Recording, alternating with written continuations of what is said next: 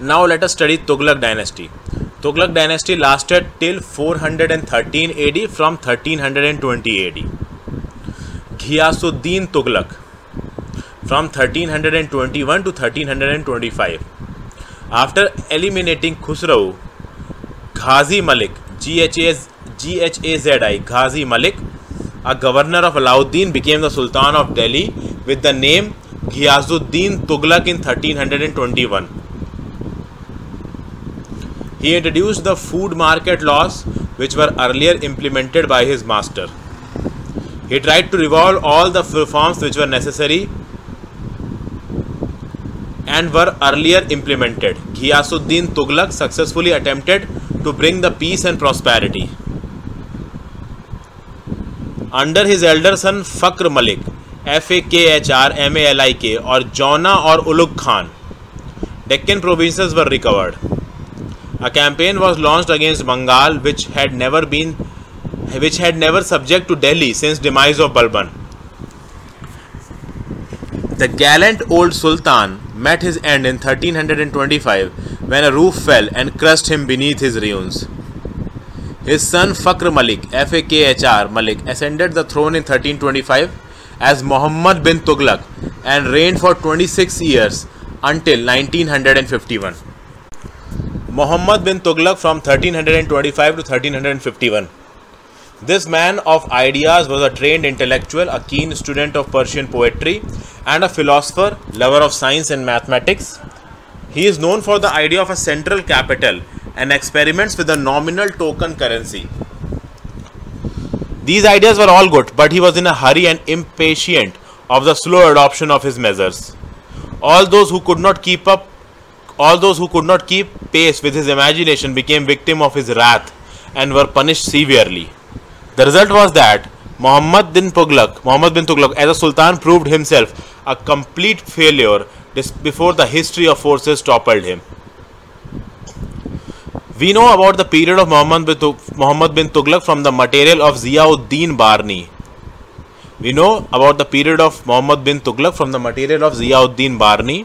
Barni's main work are Twarikh-e-Firuz Shahi and Fatwa-e-Jahandari.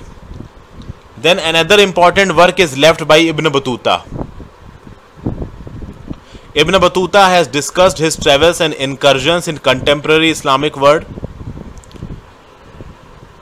and documented them in Rihala. He was appointed Qazi by Muhammad bin Tughlaq and was also appointed as ambassador to China. Ibn Battuta gives details about the later part of his rule. Portrait of Muhammad bin Tughlaq in Battuta's word: his gateway is never free from a beggar whom he has relieved, and never free from a corpse he has slain. Foolish donor. Muhammad bin Tughlaq generously scattered almost incredible wealth among foreign visitors, learned men, poets, officials, beggars, deceased, and so on. He impoverished the treasury. Project Khurasan, Khurasan. His project to conquer Persia, Khurasan expenditure, his dream of keeping a huge standing army, and his plans to invade China, Kurachil expedition, Qurachil, Kurachil expedition, finished his finances. His idea of invading China met with a disastrous in the passes of Himalaya, where men and money got split like water. Horrible tax reforms. The empty treasures needed fresh taxations. He wanted 5 to 10% more revenue from the Doab region, which was a fertile land of his reign. The oppressive taxes reduced the farmers to beggars. They stopped tilling the lands, lost confidence, and burned their stacks. The cattle were turned loose and moved to jungles. The tax reforms of Sultan got failed. Miffed Sultan hounded the wretched Hindu subjects. Miffed Sultan hounded the wretched Hindu subjects and massacred them. Every man captured was slaughtered like sheep. This was followed by a famine, and the unfortunate subjects were left in deplorable conditions for many years to come.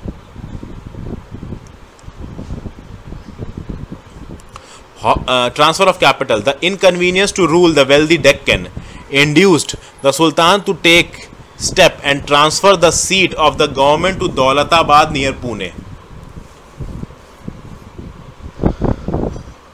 The idea might have been practical and reasonable if he had ever thought of shifting the official court of Delhi, but he wanted to transport the whole population of Delhi to the new capital.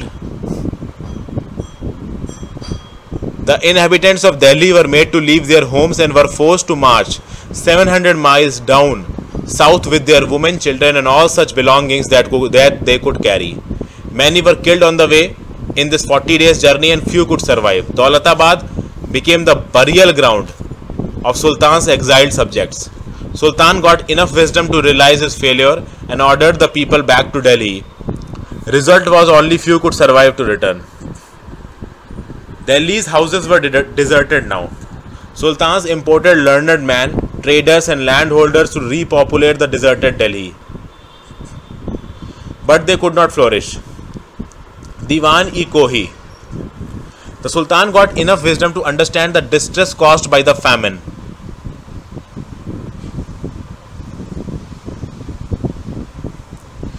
And the result of the excessive taxation. In 1341, he abolished all the taxes and started sitting twice a week to hear the complaints of the oppressed.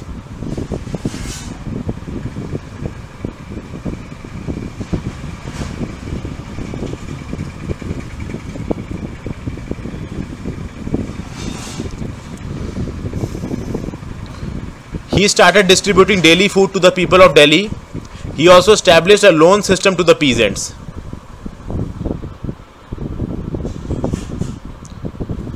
He created a department of agriculture named as Diwan-e-Kohi.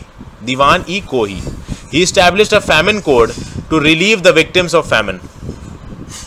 Experiments with token currency. The heavy drain of the treasury led him to do another disastrous experiment of a token currency.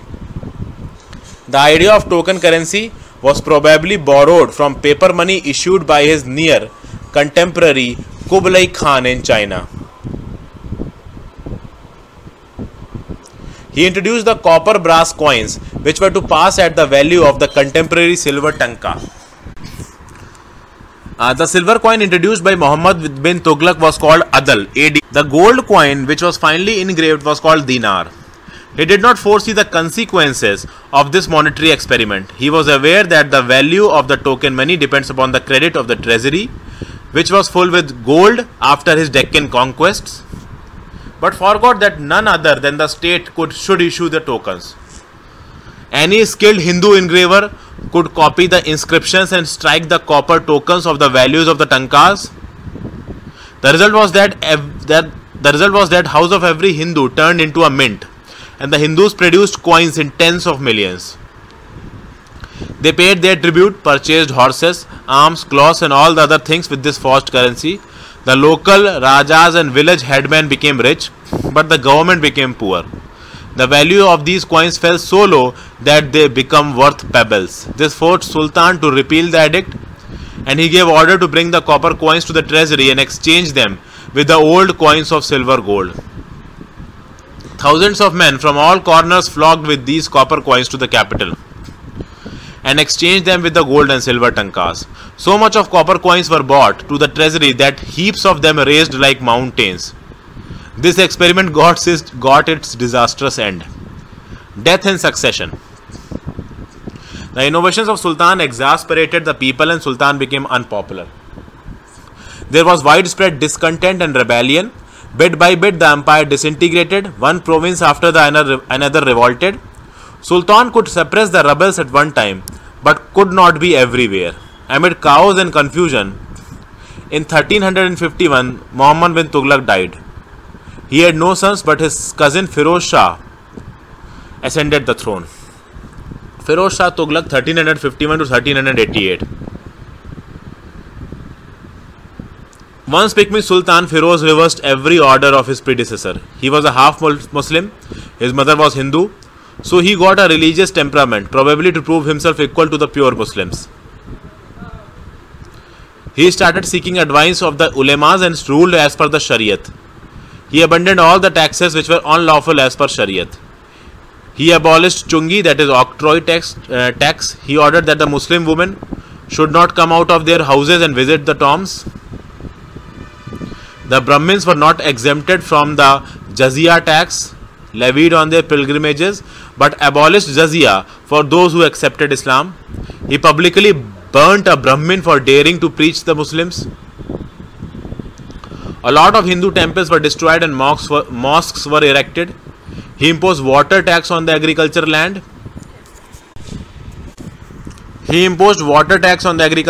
Which was irrigated by the waters of the canals dug by the state. He acquired numerous slaves and employed them in the royal workshops.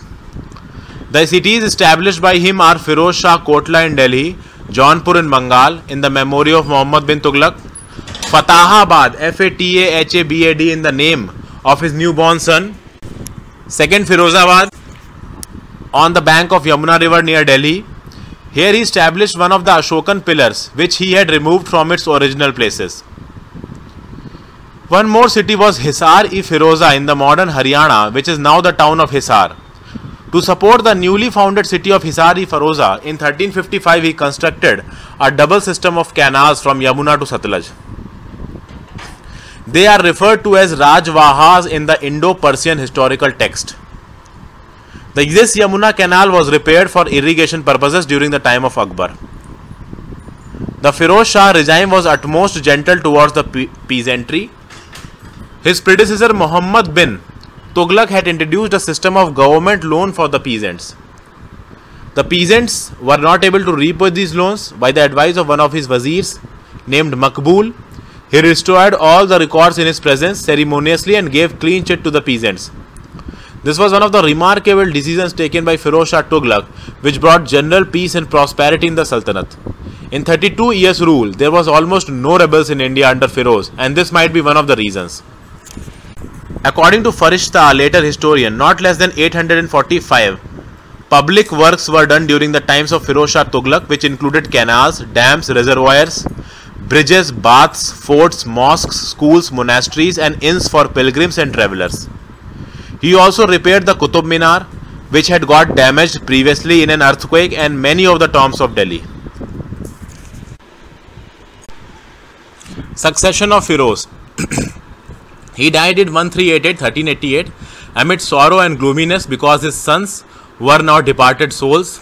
His grandson Ghiyasuddin Tughlaq II, a young and foolish lad, addicted to wine and licentiousness, sat on the throne and was killed within 5 months.